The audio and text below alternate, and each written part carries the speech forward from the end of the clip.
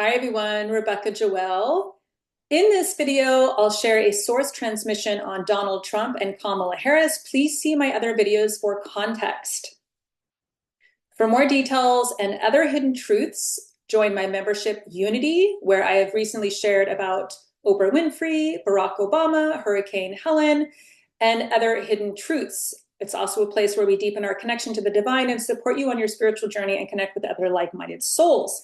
You can learn about ways to work with me at the links in my bio, or if you're finding me on YouTube and the description below. Please note, these statements are alleged, use discernment, take what resonates and leave the rest. And even though I've done readings for people in over 27 countries that have been spot on, I've got to say that for my own protection.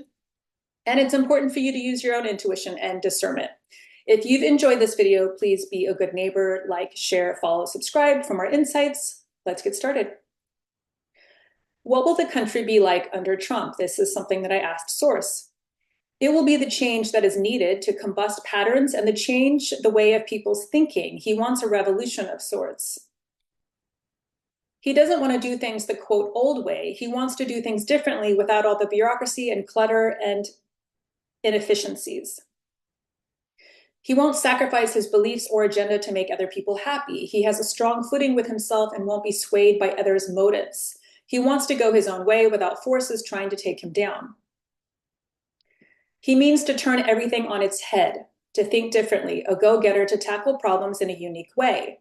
He wants to win the hearts of people by giving them the change that is needed for the country to get onto a whole other track, not doing things like they've been done before.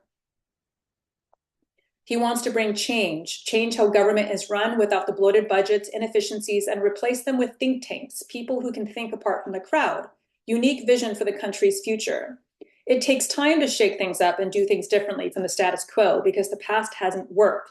People are struggling, money falls short, costs have gone up, people are tired of the same old, same old.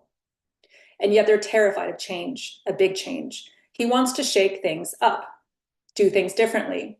Less budget, more efficiency, less bloated government, redundant tasks, and jobs replaced with greater efficiency and novel programs. I asked, what does the collective need to hear about Trump for the highest and best good?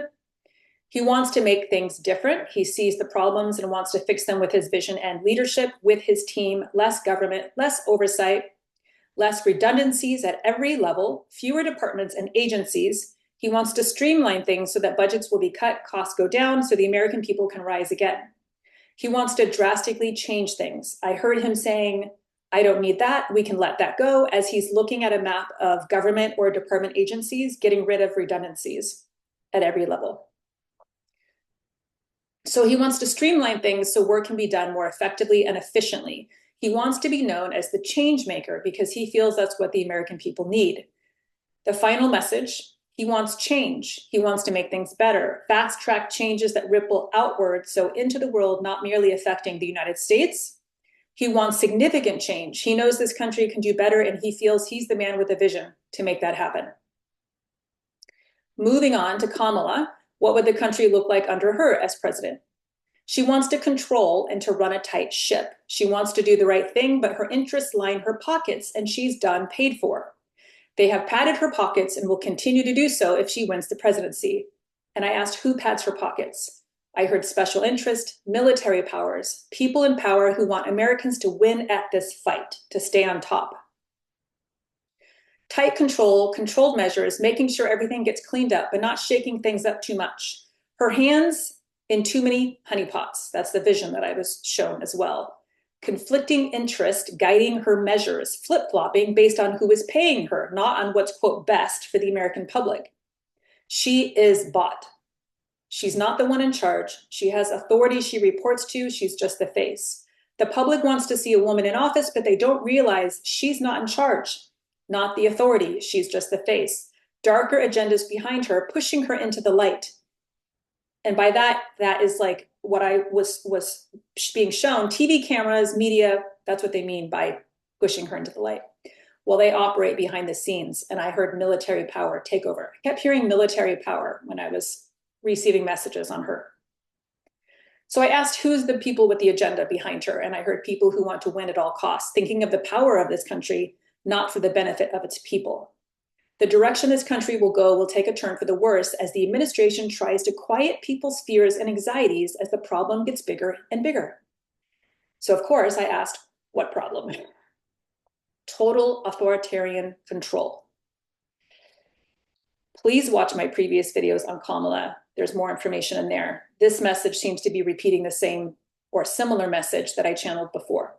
Total authoritarian control. They will seek to distribute forces in mysterious ways, subtle shifts degrading the human mind so that no one notices the changes taking place on a large scale, but it will go in their favor. Transhumanistic agenda. And that's where I was shown devices in every individual's brain. Final message, she wants to run a tight ship, controlled measures to keep things organized and at a standstill, not shake things up too much.